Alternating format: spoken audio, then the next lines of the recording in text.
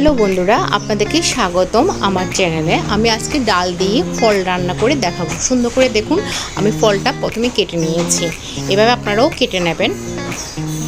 এরপর আমি আগে ডালগুলো ফুটাতে দিয়ে দিয়েছি। এখানে 1 কাপ ডাল নিয়েছি ফল দিয়ে রান্না করার জন্য। বেশ কিছুক্ষণ ফুটিয়ে রাখবো। দেখুন ফুটে গেছে আমার ডাল। এরপর ফলগুলো দিয়ে দিলাম,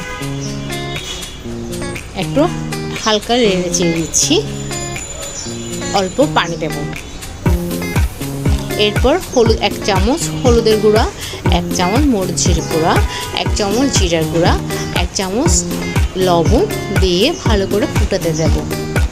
এই গরমের দিনে কিন্তু এই ফলের রান্নাটা খুবই উপকারী শরীরের জন্য, কারণ এই গরমের মধ্যে হালকা পাতলা খাবার খেতে হয়। তারপর টমেটো কুচি দিয়ে দিচ্ছি, কাঁচামরিচ 2টা দিয়ে দিচ্ছি। তারপর একটু নেড়ে চেড়ে পানি দিচ্ছি।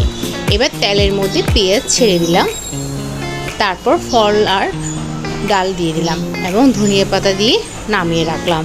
তো বন্ধুরা, আমার এই রান্নাটা যদি আপনাদের পছন্দ হয়ে যায় বা আপনাদের যদি রান্নাটা দেখে খুব ভালো লাগে, আমার চ্যানেলটাকে একটু সাবস্ক্রাইব করে দেবেন এবং পাশে থাকবেন।